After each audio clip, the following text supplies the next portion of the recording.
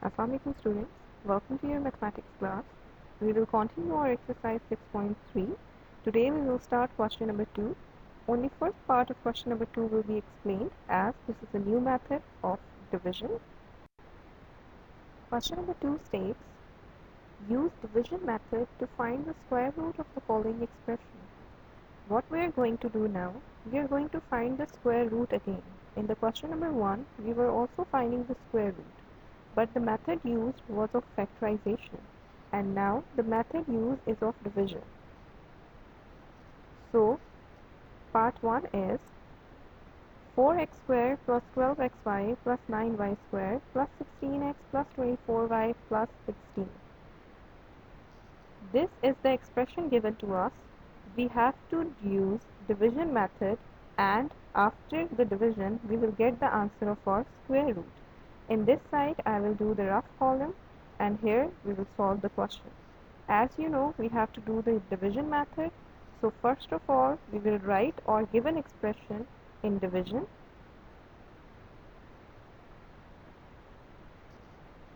We have not been given कि हमें इसको किससे डिवाइड करना है. डिवीजन जिससे करनी है वो हमने खुद से फाइंड आउट करना है. Looking at the first term को देखते हुए हमेशा हमने देखना है कि हमें किससे मल्टीप्लिकेशन की ज़रूरत है. अब हमें फर्स्ट टर्म हमारी है 4x². 4x² किस चीज़ का परफेक्ट स्क्वायर है? 4x² is the perfect square of 2x. 2x square or 2x will be multiplied with 2x. 2x will be multiplied with 2x and we will get 4x². अब हमने हमेशा first term को देखना होता है. अब हमें एक टर्म यहाँ लिखनी है, एक टर्म यहाँ ऊपर लिखनी है. अब कोई ऐसी ही दो चीज़ें होनी चाहिए जिन्हें आपस में मल्टीप्लाई करने से हमारा गिवन आंसर आ जाए. और ये बात याद रखिएगा कि हमें जिस चीज़ पे डिवाइड करना होता है और जिस चीज़ से मल्टीप्लाई करना होता है वो दोनों चीज़ें सेम होनी चाहिए.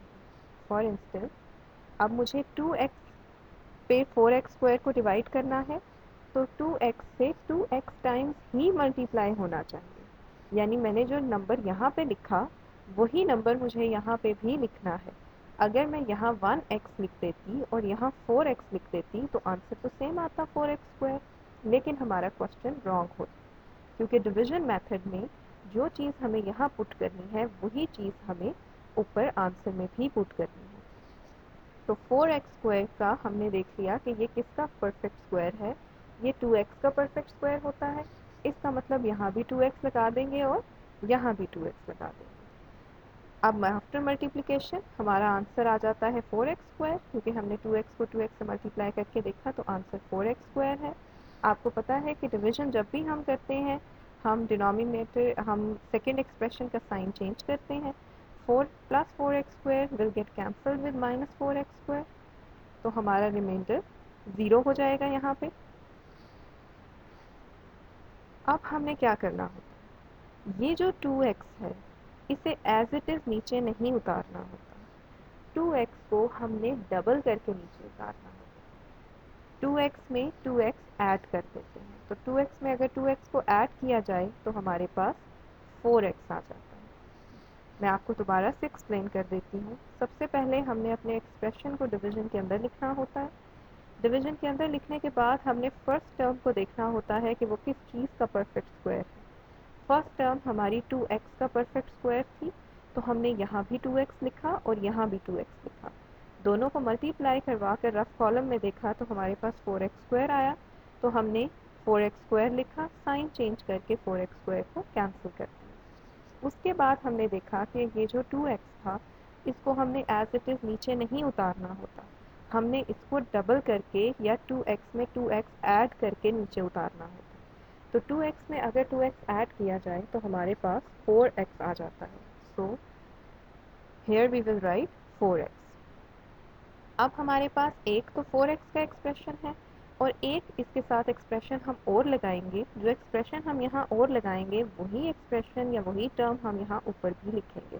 जैसे 2x और 2x के साथ किया था, जो यहाँ लिखा वही यहाँ लिखा. सेम यहाँ पे अब जो न्यू टर्म लगेगी वही न्यू टर्म यहाँ ऊपर भी लगेगी. तो एज यहाँ पे अब दो टर्म्स हो जाएंगी, एक 4x और एक जो हम न्यू लगाएंगे. तो अपने क्वेश्चन से भी हम 2 टर्म्स नीचे उतारेंगे. 12xy plus 9y square. अब again we are going to compare first term with this 4x के साथ हमने 12xy को कंपेयर करना है। अब मुझे बताएं 4 how many times 12? 4 3 times 12। x हमारे पास ऑलरेडी मौजूद है, हमें क्या चाहिए y। इसका मतलब अगर हम अपने रफ कॉलम की तरफ आ जाएं तो हमें 3y से मल्टीप्लाई करवाएंगे अगर हम 4x प्लस 3y को। अब मैंने यहाँ 3y लगाया तो मैंने यहाँ भी 3y लगा दिया। अब इस 3y को जो हमने न्यू 3y आंसर में लगाया है इस पूरे एक्सप्रेशन से मल्टीप्लाई करना होता है। तो रफ में मैंने 3y को 4x प्लस 3y से जब मल्टीप्लाई किया तो मेरा आंसर आ गया 12xy प्लस 9y स्क्वायर। इस आंसर को हमने यहाँ नीचे लिख देना होता है। अगेन हमें साइन चेंज करने हैं, प्लस के साइन थे दोनों के साथ, वो दोनों साइन माइनस में चेंज हो जाएंगे। ये पूरे पूरे कैंसिलेशन हो रही हैं तो हम इनके पूरा पूरा इन पर क्रॉस लगा देंगे। अगेन मैं रिपीट कर दूँ, मैंने क्या किया, जब मैंने 4x यहाँ लिख दिया था तो मैंने देखा कि 4x 12xy कैसे बनेगा। मुझे पता चला कि 4x को अगर मैं 3y से मल्टीप्लाई करवा दूँ तो ये 12xy बन जाएगा।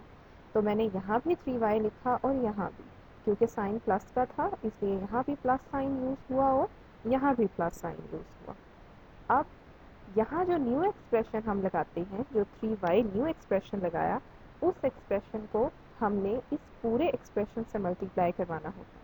इस पूरे एक्सप्रेशन से जब मैंने मल्टीप्लाई रफ कॉलम में करवा के देखा तो मेरे पास ये आंसर आया। इस आंसर को हमने यहाँ पे लिखा साइंस चेंज करते हुए, क्योंकि ये पूरी पूरी कैंसिलेशन थी तो हमने इसको कैंसिल आउट कर दिया। अब नेक्स्ट स्टेप में हमने क्या करना है, अब हमने न्यू एक्सप्रेशन जो लगाया था हमें उसको डबल कर देना है। जैसे हमने 2x को डबल किया था और 4x लिखा था, इसी तरह अब हम 3y को डबल करेंगे और हमारा 6y आ जाएगा। 4x अब एज इट इज़ रहेगा क्योंकि 4x को ऊपर नहीं लिखा गया था, यहाँ 3y और 3y दो लगाए गए थे तो इन दोनों को ही ऐड करके हम 6y बना देंगे। अब हमने यहाँ पे एक न्यू एक्सप्रेशन लगाना है इस तरह कि वही एक्सप्रेशन यहाँ पर भी आए। तो इसका मतलब यहाँ हमारे पास 3 एक्सप्रेशंस हो जाएंगे। सो इन तीनों एक्सप्रेशंस को अब हम नीचे उतार लेंगे। हमारा 16x प्लस 24y प्लस 16 आ जाएगा। अगेन अब हमने पहली टर्म से कंपेयर करना है। 4x को 16x बनाने के लिए क्या करना है, 4x को 16x बनाने के लिए 4 से मल्टीप्लाई करेंगे तो 4 4 टाइम्स 16 और x हमारे पास ऑलरेडी मौजूद है। तो क्योंकि हमें 4 लगाना है तो प्लस 4 हम यहाँ ऊपर भी लगाएंगे ताकि ये इससे मल्टीप्लाई हो सके, और क्योंकि 4 ऊपर लगाया तो 4 ही हमारा यहाँ पर भी आएगा। अब हमारा ये जो न्यू टर्म 4 लगाई गई थी इस टर्म ने इस पूरे एक्सप्रेशन से मल्टीप्लाई होना है। तो रफ कॉलम में मल्टीप्लाई करके देखते हैं। 4 जब 4x प्लस 3y प्लस 4 से मल्टीप्लाई होगा तो हमारे पास आंसर आएगा 16x प्लस 24y प्लस 16। ये आंसर हम यहाँ पर लिख देंगे। सबके साथ प्लस के साइन है तो सबके साथ माइनस के साइन लग जाएंगे। माइनस के साइन लगने के बाद क्योंकि ये पूरी पूरी कैंसिलेशन हो रही हैं तो हम इन पे पूरे पूरे कैंसिल आउट कर देंगे। कैंसिल आउट करने के बाद अब हमारे पास क्वेश्चन से कुछ भी नहीं बचा। जब हमारे पास क्वेश्चन से कुछ भी नहीं बचा तो इसका मतलब हमारी डिवीजन कंप्लीट हो चुकी है। After the completion of division जो हमारे पास ऊपर आंसर आता है which is 2x plus 3y plus 4, वो एक्चुअली हमारा स्क्वायर रूट का आंसर होता है। मैं अगेन आपको बता दूं, हमने जो एक्सप्रेशन यहाँ लगाना होता है, जो न्यू एक्सप्रेशन यहाँ लगाना होता है, वही न्यू एक्सप्रेशन ऊपर भी लगाना होता है। हमने स्टार्ट में 2x न्यू एक्सप्रेशन लगाया था तो 2x ही ऊपर लगाया था। इस 2x को नीचे उतारने के लिए हमें इसको डबल कर देना होता है, या सिंपल आप कह दें 2 से मल्टीप्लाई करके हम इसको नीचे उतारते हैं। तो 2x को 2 से मल्टीप्लाई किया तो 4x हो गया। अब जो न्यू एक्सप्रेशन 3y हमने यहाँ लगाया वही न्यू एक्सप्रेशन हमें ऊपर भी लगाना था। अब हमने जब इसको डबल करना था तो हमें सिर्फ न्यू एक्सप्रेशन को डबल करना था, एग्जिस्टिंग एक्सप्रेशन को डबल नहीं करना था। 4x एज इट इज़ आया, 3y को डबल करना या उसको 2 से मल्टीप्लाई करके 6y आ जाएगा।